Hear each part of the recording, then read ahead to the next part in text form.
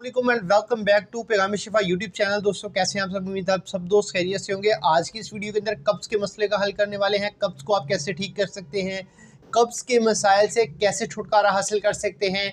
अगर शदीद कब्ज़ रहती है तो इसका हल आप घर में ही कैसे कर सकते हैं। तो आज की इस वीडियो को मैं आपको कंप्लीट गाइड करने वाला हूं कि किस तरीके से कब्ज़ का हल हो सकता है, क्या वजूहात हैं, किस बिना पर आप इसके मसाइल से मुकम्मल छुटकारा हासिल कर सकते हैं। और अगर आप बहुत ज़्यादा मेडिसिन खा खा के तंग आ चुके हैं, बहुत ज़्यादा टोटके कर चुके हैं और आपकी कब्ज़ ठीक नहीं हो रही, तो इंशाअल्लाह ताला आपको उसका भी एक हल बताएंगे ताकि आप उस मसले से मुकम्मल छुटकारा हासिल कर सकें।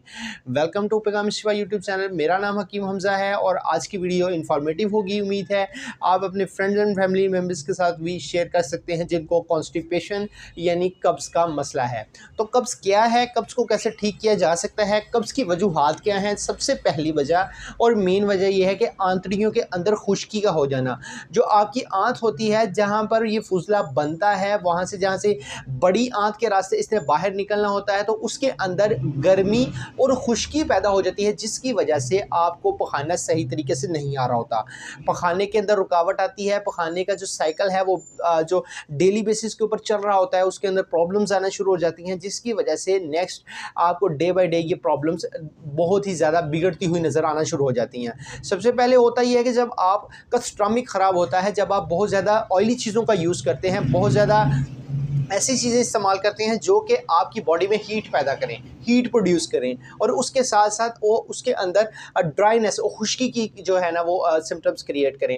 उसके बाद आहिस्ता आहिस्ता स्टमक के अंदर ये मसाइल पैदा होना शुरू होते हैं, फिर लीवर के अंदर होते हैं, फिर आपकी जो ग़ज़ा होती है वो सही नहीं होती, वो सही तरीके से डाइजेस्ट नहीं होती, वो सही तरीके से आपके जिस्म के अंदर ताकत नहीं बना पाती, जिसकी वजह से फिर आगे जब ये आंतड़ियों के अंदर जाती है, आंतड़ियों के अंदर जब एक फुजले के बनने का स्टेप चलता है, तो उसके अंदर फिर ये बहुत ज़्यादा दिक्कत और प्रॉब्लम क्रिएट होती है। और जब ये बड़ी आंत छोटी आंत के अंदर ये प्रोसेस सारा कंप्लीट होता है और ये फिर बड़ी आंत के रास्ते से बाहर निकलना होता है, और वहाँ पर शदीद किस्म की खुश्की हो जाती है और शदीद किस्म की जो है ना वो वहाँ पर गर्मी की वजह से पखाना वहाँ पर जो है वो जलना शुरू हो जाता है, डिकम्पोज होना शुरू हो जाता है।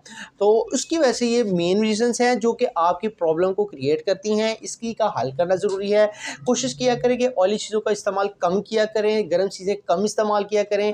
इससे आपके मसाइल ना सिर्फ जल्द से जल्द बेहतर होंगे बल्कि आप इनसे छुटकारा हासिल कर सकेंगे। सेकेंडली आपको करना ये होगा कि आप रात को सोने से पहले छिलका इसबगोल नीम गर्म दूध के अंदर 1 गिलास दूध ले लीजिए, उसके अंदर छिलका इसबगोल का ऐड कीजिए और उसको अच्छी तरह से मिक्स कीजिए। बाहर ही पड़ा रहने दीजिए टेबल के ऊपर और उसको अच्छी तरीके से मिक्स करिए। 2 चम्मच छिलका 1 गिलास दूध के अंदर जब आप हल करेंगे, उससे ये होगा कि आप उसको पी जाइए, ठीक है।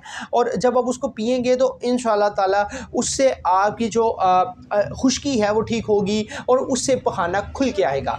ये तो वजूहात थी और ये है उसका इलाज। अब आप उसका घर पे कैसे इलाज कर सकते हैं, तो आप कच्ची सब्जियों का इस्तेमाल करके कब्ज़ से छुटकारा हासिल कर सकते हैं। खीरा, मूली, गाजर, सैलड का इस्तेमाल करें, ये चीज़ें मुलय्यन तासीर रखती हैं। दूध का इस्तेमाल आप कर सकते हैं, वैसे भी रेगुलर रूटीन में आप इस्तेमाल कर सकते हैं इसको। तो दूध भी जो है ना वो आपकी कब्ज़ को नहीं होने देता। इसके अलावा मुख्तलिफ जो है ना वो अपनी खुराक को बेहतर करके खुराक के अंदर फल फ्रूट का इस्तेमाल करें, दूध दही का ज़्यादा इस्तेमाल करें, और इसके अलावा ऐसी चीज़ों का इस्तेमाल करें जो कि मुलय्यन तासीर रखती हैं ताकि आपका पेट नरम हो, आप